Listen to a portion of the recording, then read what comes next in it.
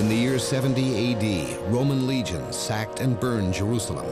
Israel would remain a nation in exile for nearly 2,000 years. But in the aftermath of World War II, the people of the book returned home. Israel's rebirth and survival in the 20th century has often been called a miracle. Those who were there cite their own experiences as proof. I'm Michael Greenspan. I'm an investigative journalist. These are their stories.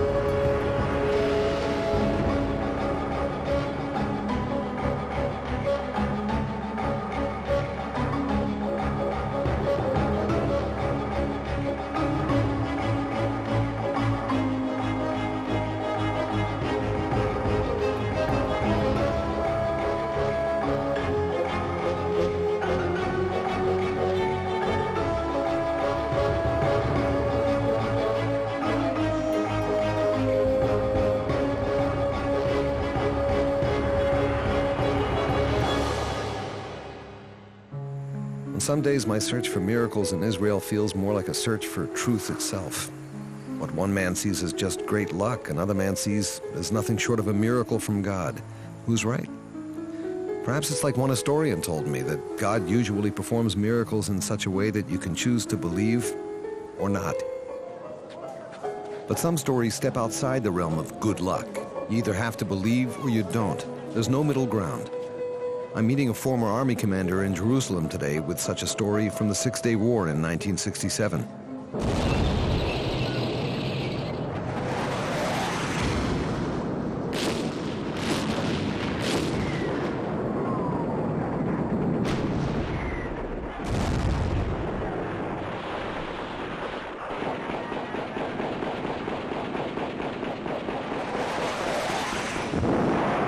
The Six-Day War, fought and won in just 6 days, has been called by some a true miracle. At the same time, others insist it was a consummate demonstration of planning, preparation, and battlefield courage. Whatever your position on miracles, it was certainly against all odds. 8 years after the War for Independence, Israel had again faced its neighbors in war in the Sinai and won. 10 years had passed since the 1956 war, when storm clouds again began rolling across the desert. Throughout 1966, Jordan and Syria escalated attacks across their borders with Israel. Then on May 15, 1967, Egyptian forces moved into the Sinai. 3 days later, Egypt expelled UN peacekeeping forces from Israel's borders. 4 days after that, the Straits of Tiran were blocked from Israeli shipping. 3 days later, on the 25th of May, the armies of Syria, Jordan, Iraq, and Saudi Arabia moved their troops to the borders of Israel. Egypt's President Nasser declared, "Our basic goal is the destruction of Israel." To carry out that threat, the combined arsenals of the 6 attacking armies amounted to more than 500,000 trained soldiers, over 3,000 tanks, and nearly 1,000 jet planes armed for attacking the Jewish state.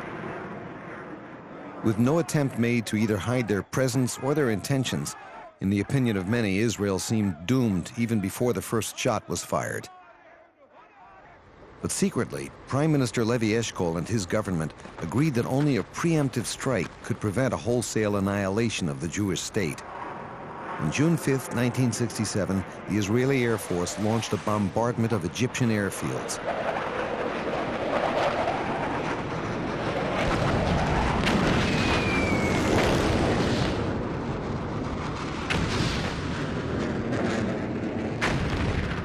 By the day's end, 298 Egyptian planes had been destroyed.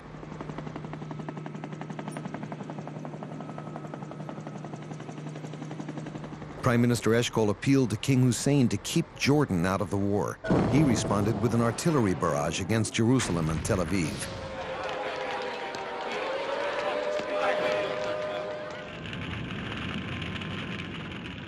Among those determined to liberate Jerusalem for Israel's Jews was a young battle commander named David Yaniv.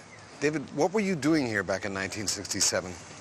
We came in here to find another route to come into the old city where we can use tanks. Because most of the operation was done by footwork, you know, like paratroopers and so on. And we were trying to find a way where we can come in with tanks just in case. The scouting we did on the French Hill, looking down, because the roads were wider there, so tanks could come through. Of course, until the old city, that's when they narrowed again. חי, יניב. חכה רגע, רוצים לנוח. יופי. בקצב הזה הסיור שלנו יסתיים אולי אחרי המלחמה. אל תדאג, דוד. העיר לא תברח. כן? ולא נראה לי גם שהמלחמה תסתיים עד הערב. יופי. אני רק מקווה שגם בני דודינו הירדנים חושבים כמוך. תגיד, אתה באמת חושב שהם יכניסו לפה טנקים? לא, אבל אם הם יחליטו... חבר'ה, לתפוס מחסה! הירדנים באים! מהר!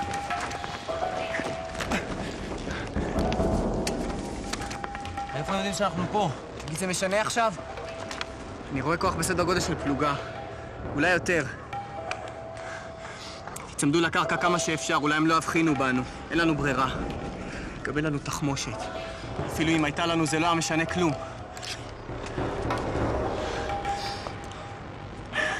לא יהיה להם שום בעיה להשתלט עלינו ולקחת את כל הצילומים והרשימות. ליאור. כן. יש עליך רימון בחגור? כן. אם הם יתקרבו, תשתמש בו ותוודא השמדת המצלמה וכל החומר שאספנו. קיבלתי. יצחק, קיבלת? קיבלתי. لقد رصدناهم آخر مرة على التلة. راقب ذلك المكان. سيدي إني أراهم.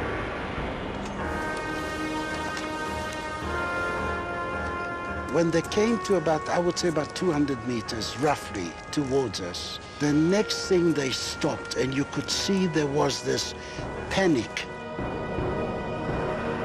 And they started to shout.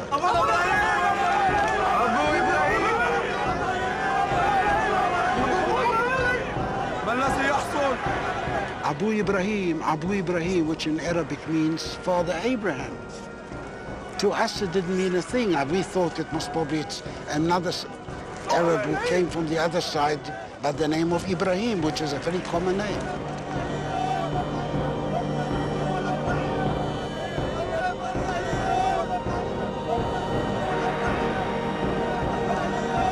אורחים, ראיתם את זה?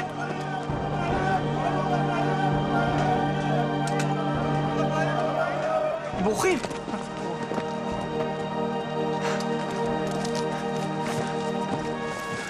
ראיתם את זה?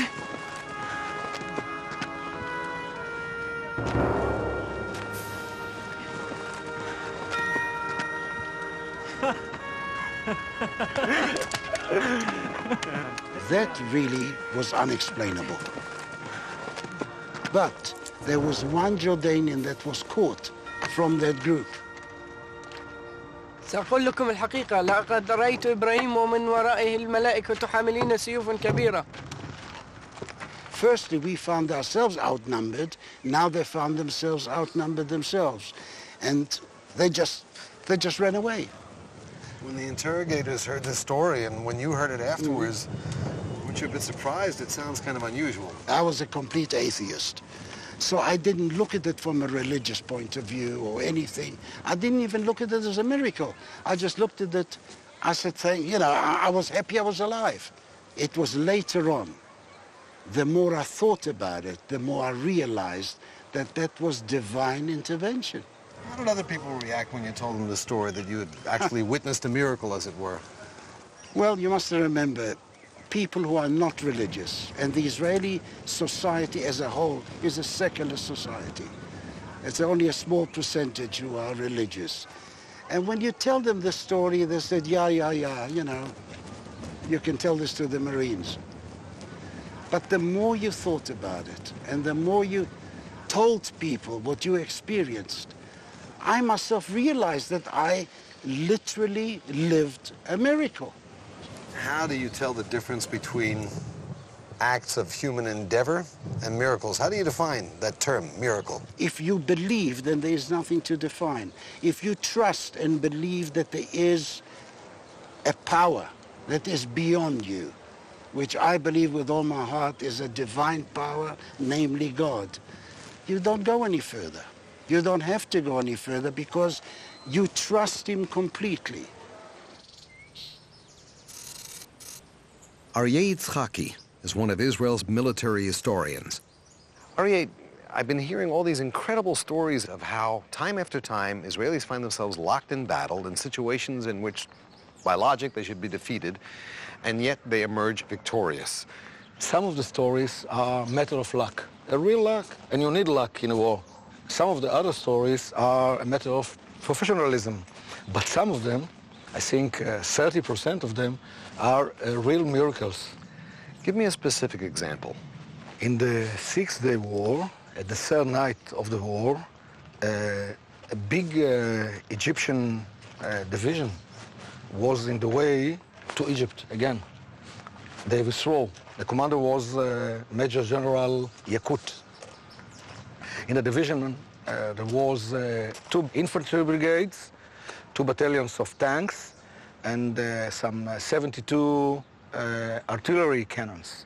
And on the road, there is 1 Israeli tank who's stuck. And the commander of the tank was Lieutenant Ovadia Yehoshua. So this one Israeli tank is all on its own? Yeah, he was alone.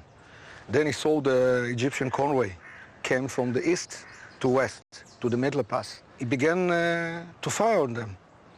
At the first shot, he burned the tank, Egyptian tank, and the second, another one, and he began to fight with them. He fought alone all the night with them and stopped them. After 5 or 6 hours, the commander, Ovadia, saw a general, Egyptian general, go through him with a white flag. And he came to him and they gave him water, and the general said to them, I am Major General Yakut, the chief of the Egyptian artillery and the commander of the division, and I want to go with you to captivity, you know. I want to see your commander, the chief of the brigade, the commander of the brigade. And Ovadia said to him, there is no brigade. I am only 1 tank. You are lying. It's impossible. I fight with 30 or 40 Israeli tanks all over the night. And I told him, dear general, I am alone, you can see, alone in the desert. But where are all the other tanks? They are go to the middle? No. And he don't believe him. And then we take him to the camp prison in Atlit. And I came after the war to talk with the general. And I told him the story.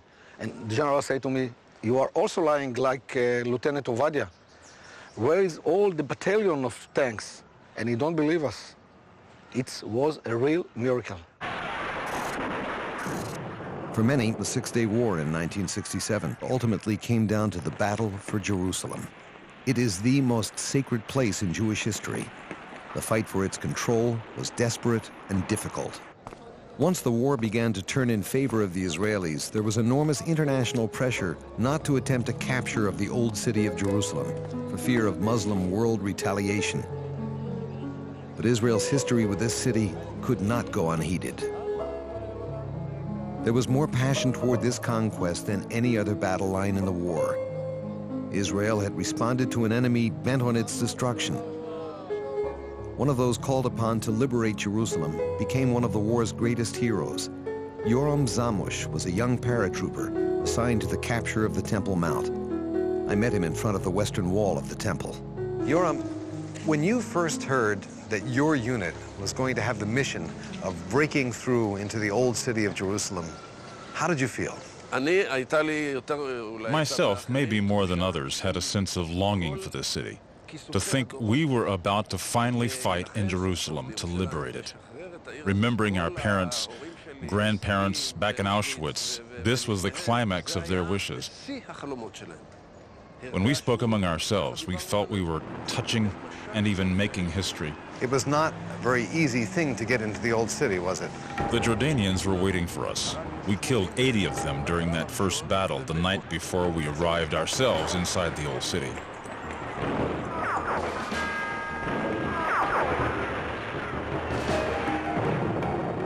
It was a very difficult battle. We lost a third of our unit. There were more than 86 casualties. Hundreds were wounded. רגע, חכו רגע. קח צעד קדימה. קדם אחד קדימה. The city seemed deserted, but there was a danger of snipers everywhere.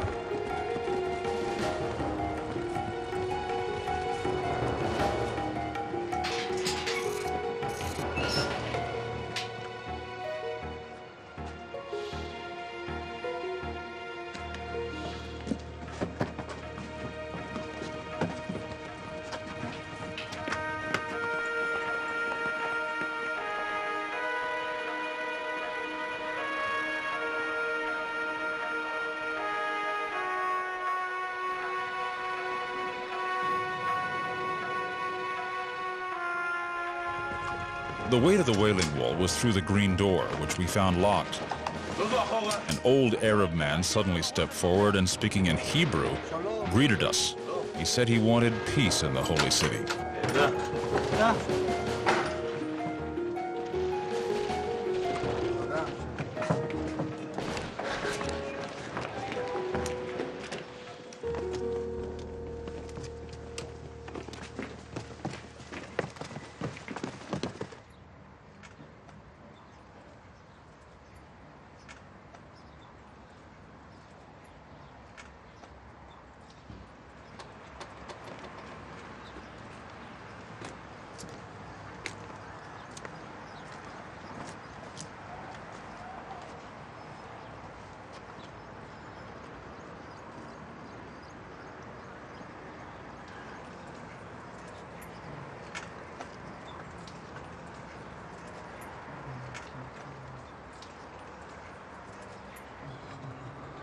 For several minutes, we were at the wall's courtyard, just a handful of us soldiers.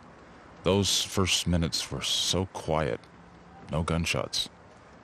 We all prayed, even those of us who weren't great believers. We all wanted to be part of the Jewish people at that point.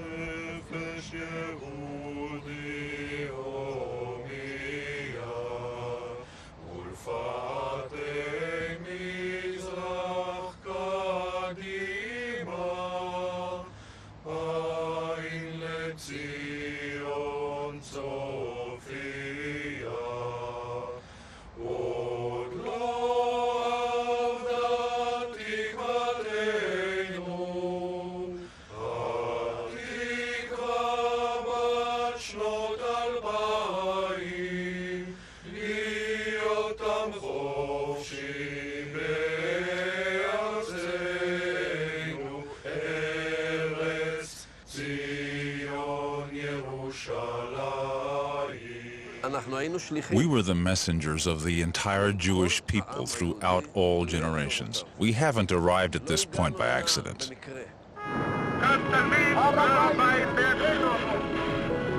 It was June 7th, 1967.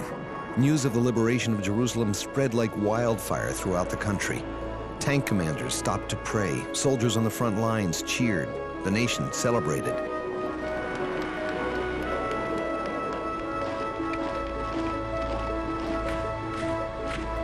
Around the world, faithful Jews and Christians alike wept for joy at the news that 200 centuries of prayer had finally been answered.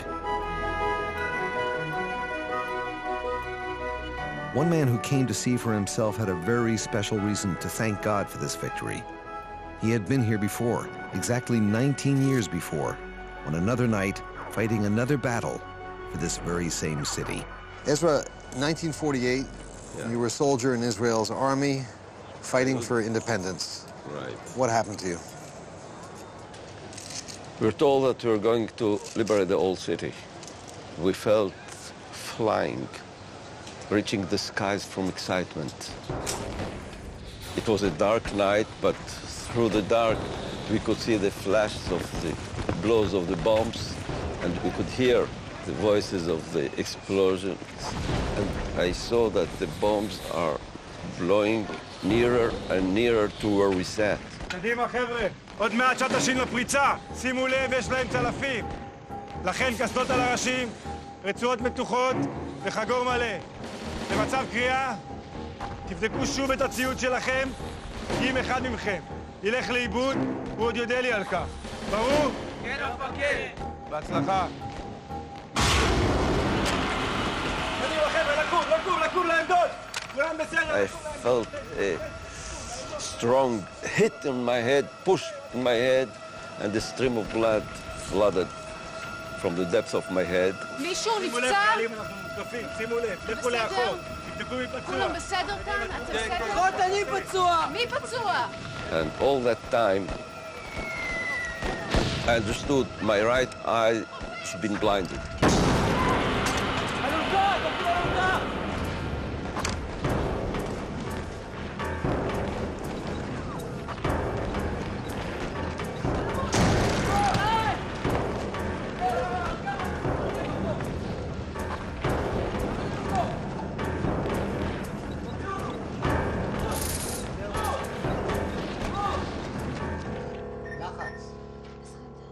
They took me to the surgery room, and the operation lasted the whole day, from morning to the evening. And they made big holes in my skull to clean it from all kind of broken bones. And later on, I found that it was not only bones, they had to take parts of the broken brain. I suddenly thought maybe that's the end. Maybe I was bordering between life and death. A sudden tremble. And I felt I was facing God. I can't say how. It's above what I can say in words. I felt he was waiting for my prayer. No, I won't wait. Let him wait. He has so many things to do in his word. So what shall I ask for? I wanted to live.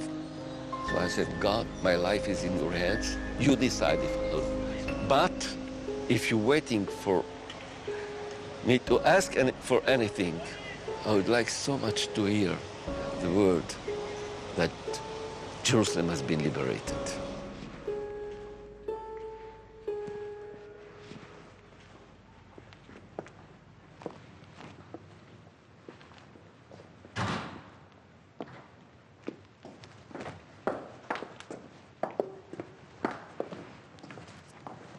שמעת את החדשות? בדיוק כשהחיילים שלנו עמדו לשחרר את העיר העתיקה, הכריזו על הפסקת אש. לא שחררו את העיר העתיקה? לא. I can't imagine how hurt I felt. I got out, you know, with the time. I survived miraculously. I managed to get married, to have children, but I live in the other side of the wall.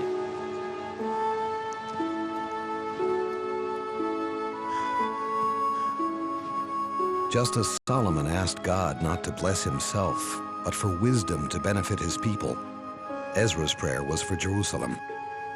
It seemed to go unanswered. What was it? For what did I break my head? For what our boys were killed? But maybe thanks to this prayer, after 19 years, came the 6 Days War, and I got the news. Jerusalem's been liberated, the Temple Mount in our hands. How did you feel when you heard that? Did you remember the prayer that you had prayed back then, when 19 years later Jerusalem was finally liberated? I felt such a joy that it can't be parallel to anything. We are getting back! I felt I caressed the skies from excitement. You still feel like it was your prayer that was answered? Not only mine. I'm sure there are more people who prayed for it. Why do I, as a Jew who doesn't believe, why do even I feel something stir in me when I stand here and allow the presence of this place to touch me? Here among these stones is the heritage of our forefathers, the focus of our passions and our beliefs of what it spiritually means to be a Jew. Whether or not one believes, every Jew is committed to making certain that this place will never again be taken away from us. Not only because it's part of our history and our legacy as Jews, but also for the sake of Ezra Yachin, Yoram, and David, and every other brave soldier who fought and died here, so that those who believe can pray here, and that those who are still searching for their own miracle will be free to continue their search.